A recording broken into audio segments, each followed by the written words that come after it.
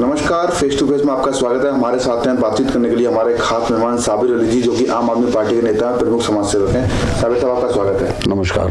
हाल ही में उत्तर प्रदेश में इलेक्शन चल रहे हैं और बीजेपी फुल बहुमत से सरकार बनाने का दावा कर रही है, इस पर आप क्या कहना चाहेंगे? देखिए, इतने कॉन्फिडेंस से कौन कह सकता है जितने कॉन्फिडेंस से बीजेपी कहती है। इसका मतलब ये उनको पहले से कोई ना कोई अपनी साठगांठ का पता है कि हम कैसे सरकार बना सकते हैं और कैसे नहीं बना सकते हैं। लेकिन सरकार बनाने से पहले और इलेक्शन से पहले मैं कुछ और कहना चाहता हूँ।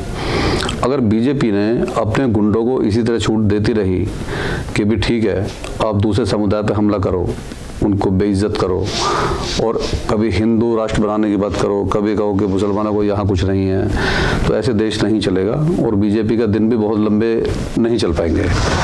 जिस प्रदेश के मुखिया, हमारे माननीय मुख्यमंत्री जी योगी साहब ऐसी भाषा का इस्तेमाल करें कि अभी गर्मी ठंडी नहीं हुई है, 10 तारीख के बाद इनकी गर्मी ठंडी कर देंगे, तो वहाँ स्वाभाविक है कि उनके गुंडे तो और ज़्यादा बढ़ चढ़ के बोलेंगे।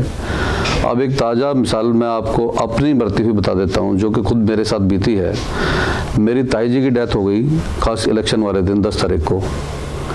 तो मेरे गांव के साथ में एक बड्ढा गांव है, वैरा बड्ढा करके मशहूर है वो, वहाँ पर हमारे कब्रिस्तान है।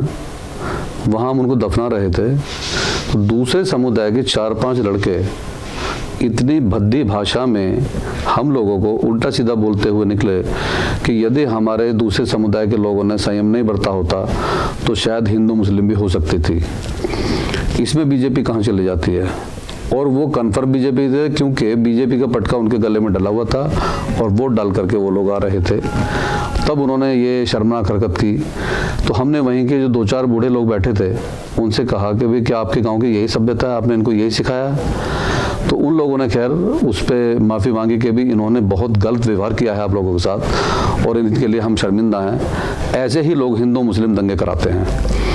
तो जब तक बीजेपी के बड़े नेताओं के बोल नहीं सुधरेंगे, तब तक उनके जो छोटे कार्यकर्ता हैं वो भी नहीं सुधरने वाले और देश डे बाय डे एक गड्ढे की तरफ जा रहा है। ये निकल नहीं रहा है। खाली जय श्री राम के नारे लगाने से देश ऊपर नहीं आएगा। आप तो राम को भी बदनाम करते हो। जय श्री राम ने किसको कहा कि आप किसी दूसरे समुदाय को सताइए, जाके परेशान कीजिए? मुझे तो नहीं लगता किसी ने कहा हो, क्योंकि गीता, बाइबल, कुरान किसी में कुछ गलत नहीं लिखा हुआ। सब में 100% सच है और जो सच है उसी पे हमें चलना चाहिए, हिंदू को भी और मुसलमान को भी। तो मैं सिर्फ यही निवेदन करूंगा कि सरकारें तो आती रहेंगी, जाती रहेंगी, लेकिन इंसानियत जिंदा रहनी चाहिए और ये तब जिंदा रहेगी जब बीजेपी के बड़े नेता सुधरेंगे, तभी इनके गुंडे सुधरेंगे। वरना ये गुंडागर्दी डे बाय डे बढ़ेगी और देश हमारा गड्ढे में जाएगा। जो लोग आपको देख रहे हैं उनसे क्या संदेश मैसेज देना? मैं एक ही मैसेज देना चाहूँगा कि हमारे देश के भाईचारे को बनाए रखें और इस गुंडागर्दी को किसी भी तरीके से, उनके घर वालों की भी ड्यूटी बनती है, जिनके बच्चे उनको मालूम होता है कि हमारे बच्चे किस रास्ते पर चल रहे हैं, उनको समझाएं कि बेटा ये रास्ता गलत है। सब हिंदू मुस्लिम सिख ईसाई आपस में भाई भाई हैं, तो एक उसी नारे को जिंदा रखें और देश को एक प्रेम की तरफ ले जाएं और अपने कारोबार करें। इस भेदभाव की भाषा से कुछ मिलने वाला नहीं, उल्टे हालात बिगड़ेंगे जो मैं समझता हूँ ठीक नहीं होंगे।